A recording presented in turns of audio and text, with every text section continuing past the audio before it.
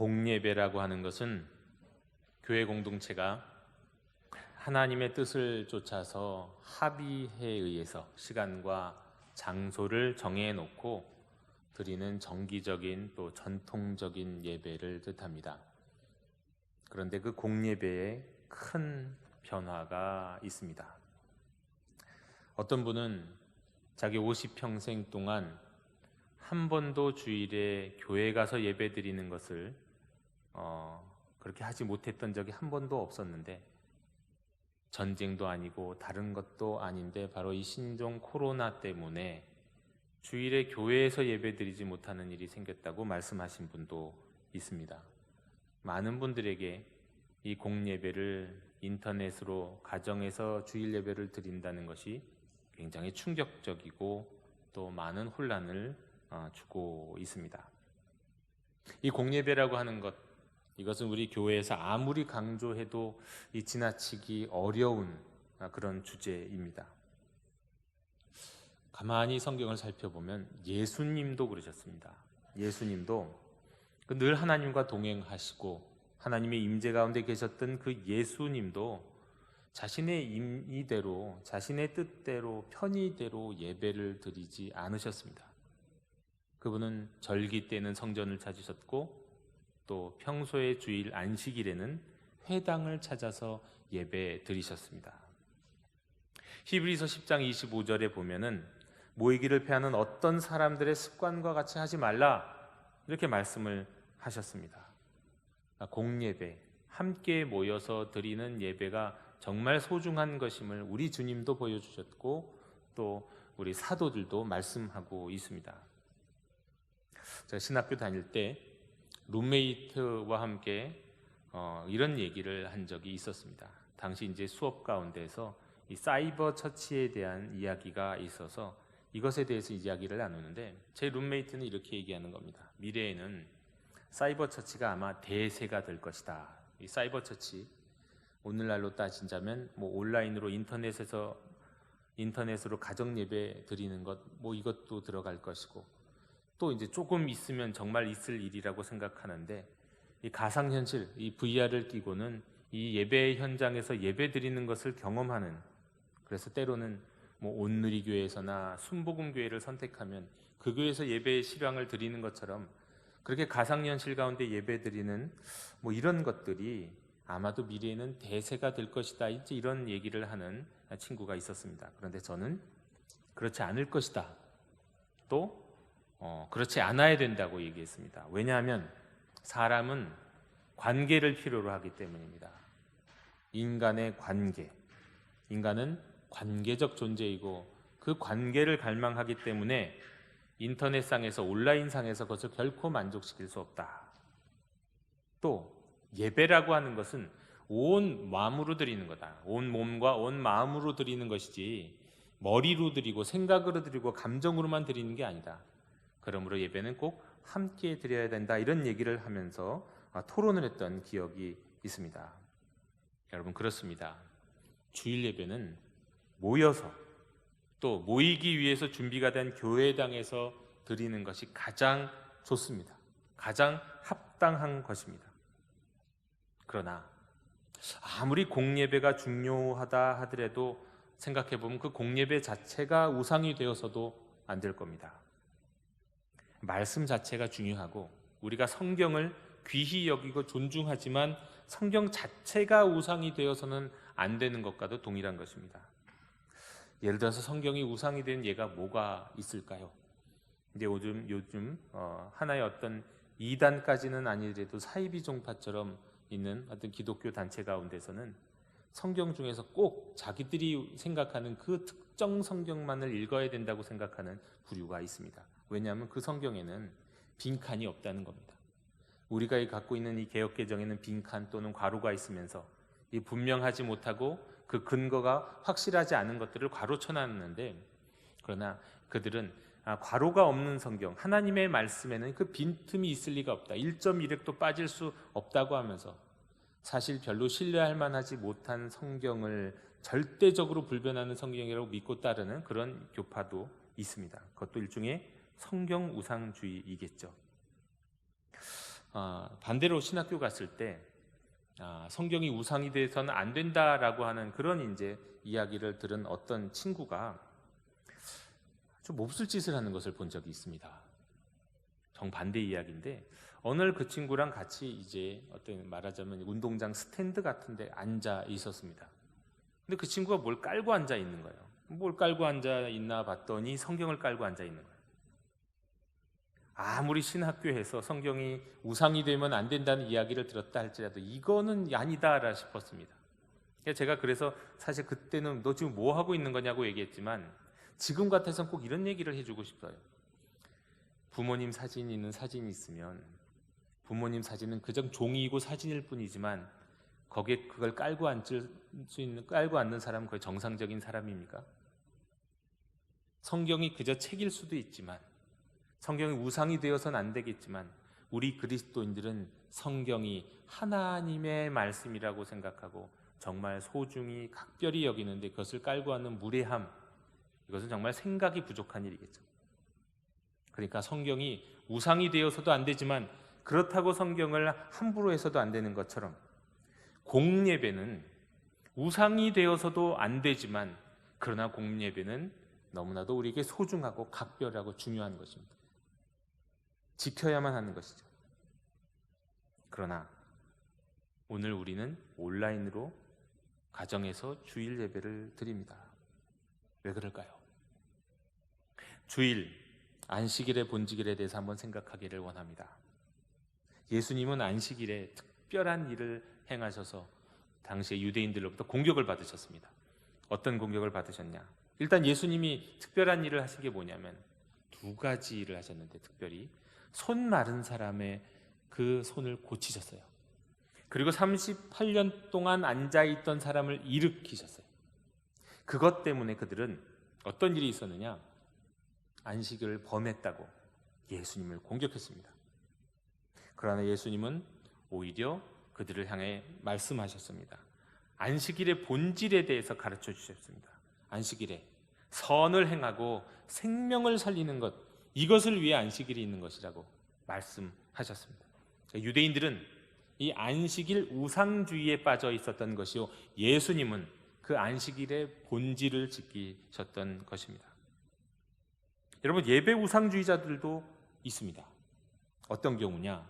중세시대에 무지와 미신에 빠져있던 중세시대 교인들은 전염병이 창궐할 때 오히려 하나님께서 지켜주실 것이라고 믿고는 예배당으로 몰려들어가지고 오히려 예배당에서 전염이 확산되는 역사적 사실들도 있습니다.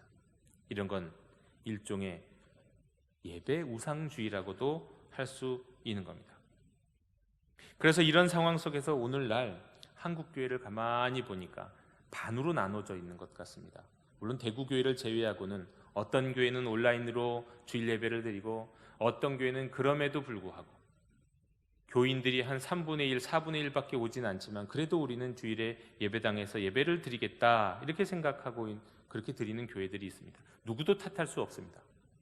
다만 온라인으로 가정 예배를 드리는 이 상황에서 우리 교회의 상황은 어떻고 우리나라의 지금 흐름들은 어떤가를 우리가 살필 필요가 있고 거기에 대한 판단이 이런 결정을 하게 되었다고 말씀드릴 수 있겠습니다.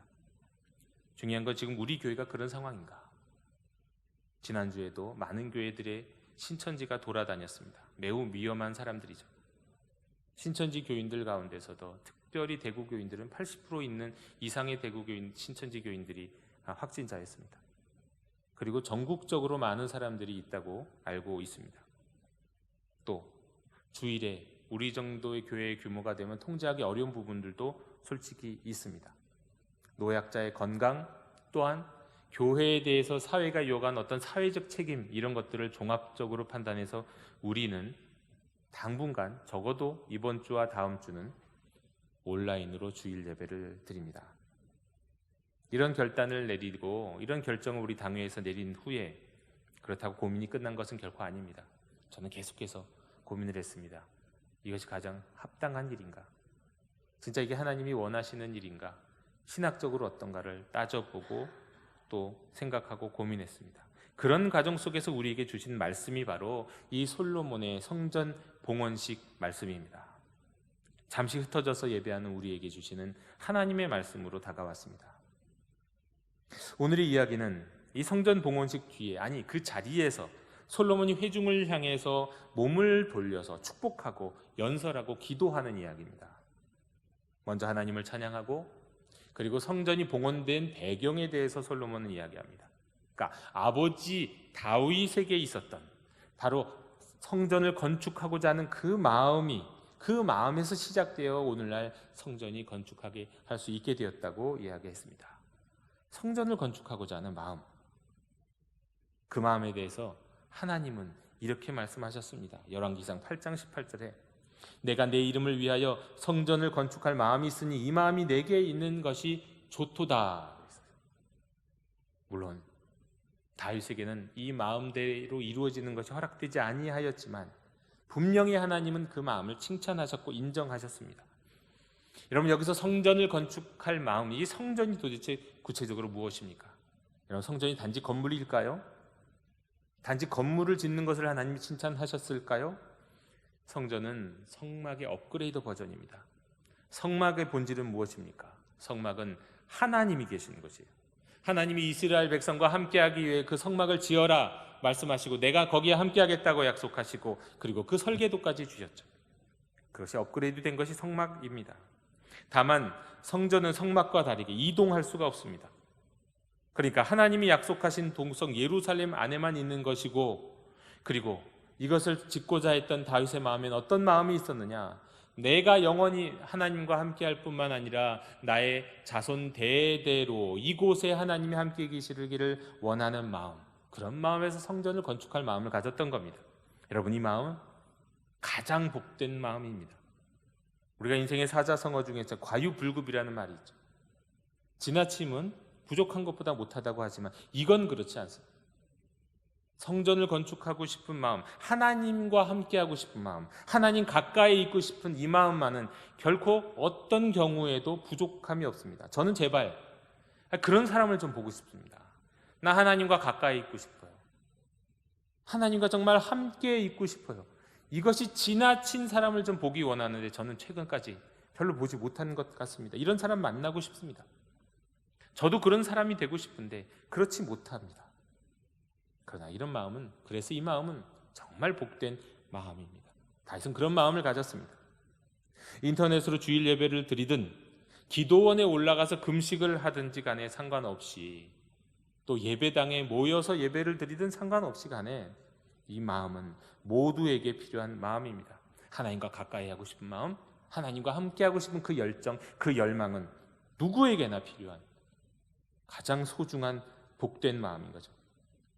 지금 이 시간에 우리 함께 예배를 드리고 있는 우리 영도교의 모든 형제 자매 여러분, 이런 시기일수록, 이런 시기에도 더욱 하나님을 가까이, 더욱 하나님과 함께 하고픈 열망을 가져서 하나님의 칭찬을 받으시는, 하나님의 인정을 받으시는 그런 성도가 되시기를 원합니다. 그런데 예수님은 성전에 대해서 좀 다른 말씀을 하신 적이 있습니다. 일단 예수님을 고발했던 사람의 이야기에 따르면 마가복음 14장 58절에 이런 말씀이 있습니다. 손으로 지은 이 성전을 내가 헐고 손으로 짓지 아니한 다른 성전을 사흘 동안에 지으리라 하더라 이야기했습니다. 여러분, 여기서 헐게 될 성전은 건물로서의 성전이 맞죠. 그러나 새로 지을 성전은 무엇입니까? 그것은 사흘 만에 부활하실 예수 그리스도의 몸을 의미합니다. 1차적으로 부활하실 예수님의 몸, 그것이 새로 지어질 성전입니다. 그러나 또 바울 서신에 보면 이런 말씀이 있습니다. 고린도전서 3장 16절. 여러분, 고린도전서 3장 16절은 요한복음 3장 16절만큼 중요한 말씀입니다. 이 말씀은 이렇게 고백합니다. 너희는 너희가 하나님의 성전인 것과 하나님의 성령이 너희 안에 계시는 것을 알지 못하느냐. 또 고린도후서 6장 16절에서는 이 말씀이 있습니다. 우리는 하나님의 성전이라. 그러니까 신약의 시대에서의 성전은 1차적으로는 예수 그리스도의 부활하신 몸이지만 그리스도의 몸을 상징하는 교회 공동체, 하나님의 백성, 하나님의 자녀가 성전인 거죠. 역시 건물이 아닙니다. 사람입니다. 공동체입니다. 그러니까 신약에서는 건물에 하나님이 계신 것이 아니라 바로 그 공동체, 그 모임, 그 교회에 하나님이 계시다고 약속합니다. 이것이 바로 교회입니다. 여러분, 교회는 그리스도의 몸이고 하나님의 백성의 공동체입니다. 건물을 얘기하는 게 아니에요.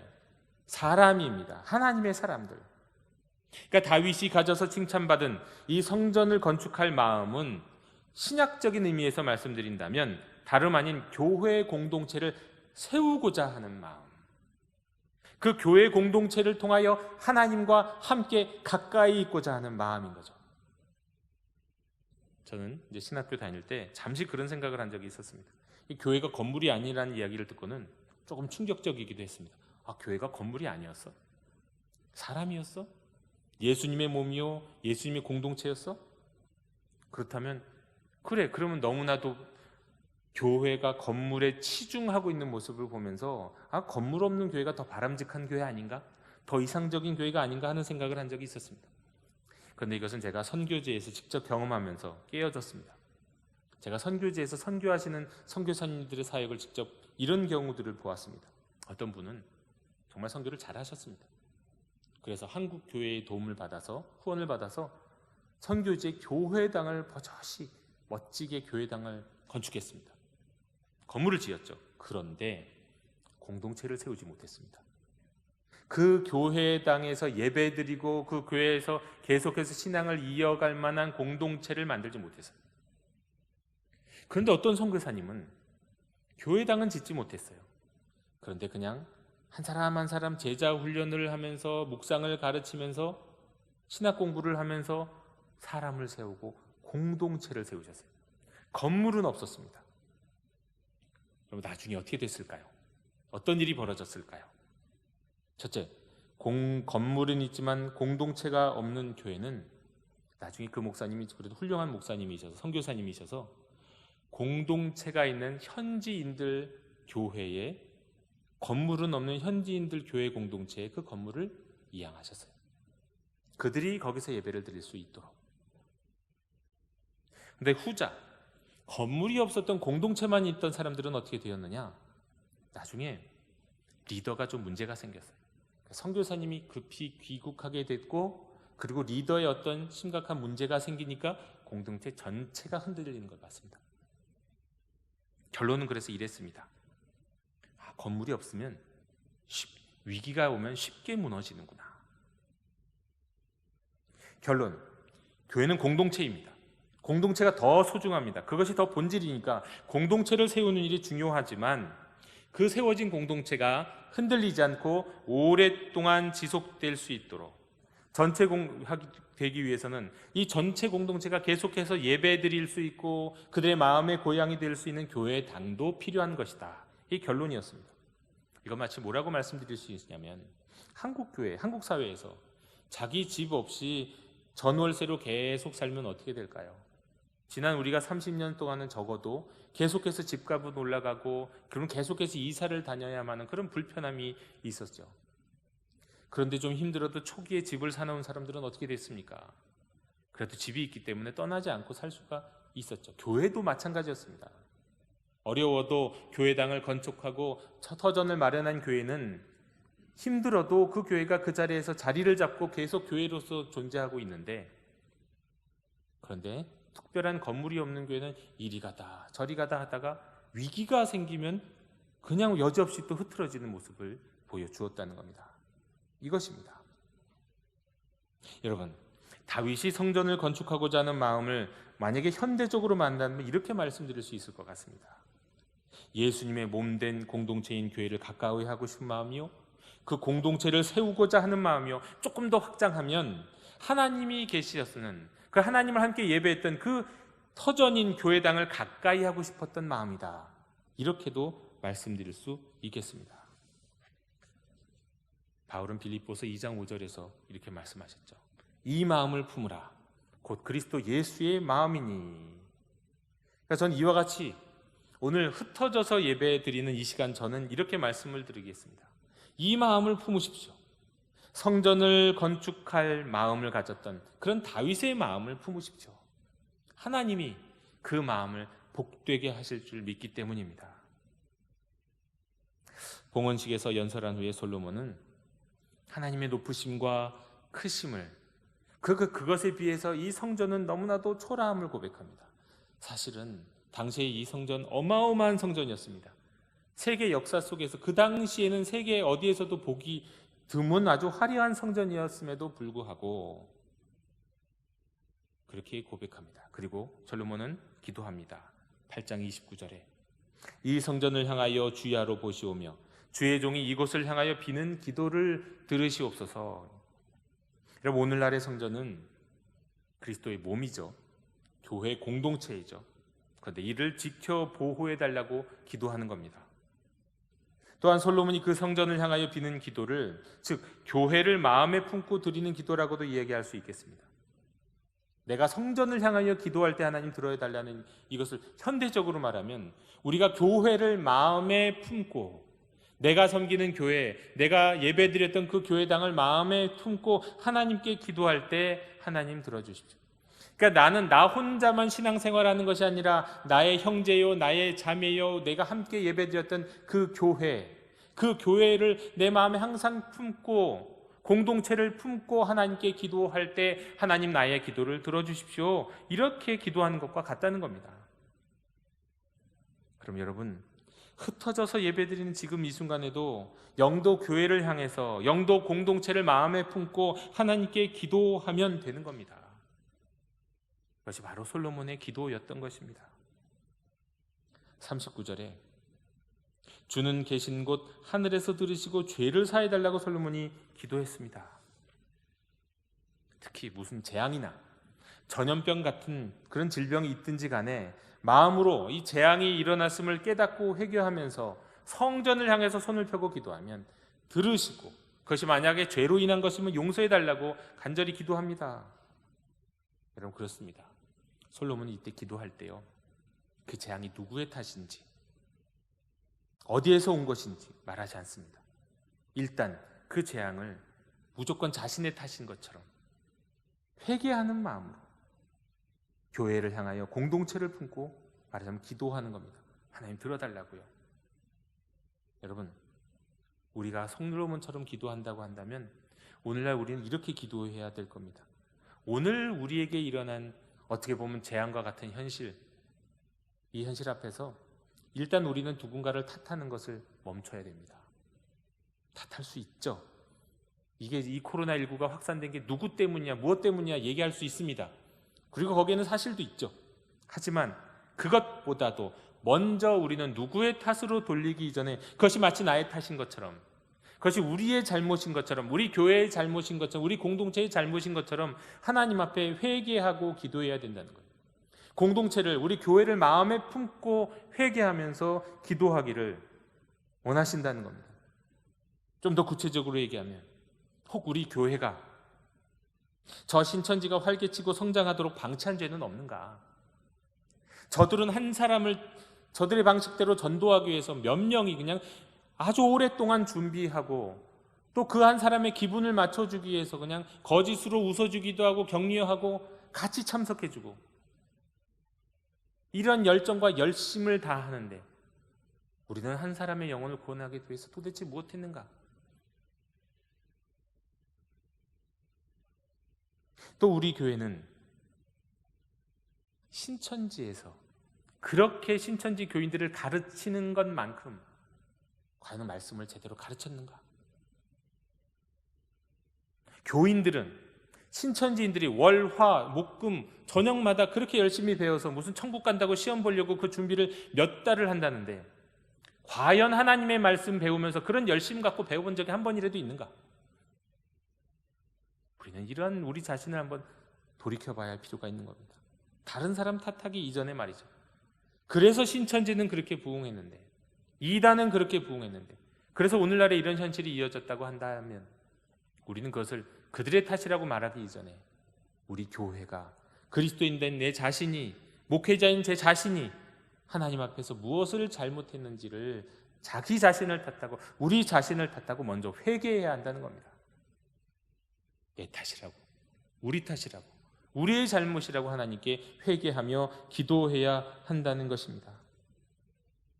정말 저는 그렇습니다. 왜 나는 신천지의 이단 교역자들이, 이단의 전도자들이 그 신천지 교인들 가르치려고 애쓰고 노력하는 만큼 우리 성도들을 가르치고 말씀으로 이끌지 못했을까? 저는 이 유계를 철저히 하게 됩니다. 영도교회 형제자매 여러분, 온라인으로 흩어져서 주일 예배를 드리는 여러분, 우리 모두 다윗처럼 성전을 건축할 마음을 품고 솔로몬처럼 성전을 향하여 기도하고 살 수 있는 여러분이 되셨으면 좋겠습니다. 하나님과 함께 하기를, 하나님을 더욱 가까이 하기를, 또 하나님의 주님의 몸된 교회 그 공동체를 내 가슴에 품고 또 그 공동체의 잘못이 나의 잘못이라고, 내 탓이라고 먼저 고백하면서 하나님 앞에 회개하며 기도하는 여러분이 되셨으면 좋겠습니다. 우리가 그렇게 기도할 때에 하나님께서 들으실 것입니다. 솔로몬은, 다윗은 그렇게 기도하였을 때 하나님이 들으실 것이라고, 들어달라고 기도하고 그것을 하나님의 약속처럼 생각했습니다. 이 어려운 시대에 성전을, 교회를 마음에 품고 하늘을 향하여 기도하실 수 있는 저와 여러분이 다 되시기를 주님의 이름으로 축원합니다. 이런 마음, 이런 기도 드리는 여러분을 하나님은 결코 잊지 않으십니다. 기도하겠습니다. 하나님 아버지, 우리의 마음에 주님의 몸된 교회를 품게 해 주옵소서. 주님의 몸된 공동체를 우리 가슴에 새기고 기도하게 해 주옵소서.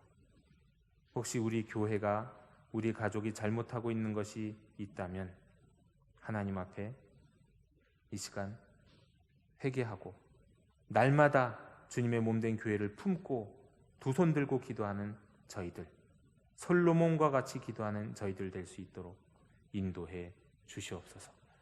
예수 그리스도 이름으로 기도드립니다. 아멘. 이 시간 응답의 찬송 208장을 부르시면서 우리 준비하신 예물을 하나님께 봉헌하도록 하겠습니다. 우리 하나님께 봉헌하는 이 시간, 봉헌은 주보의 안내에 있는 헌금 계좌를 이용해서 예배 후에 드리시기를 바랍니다.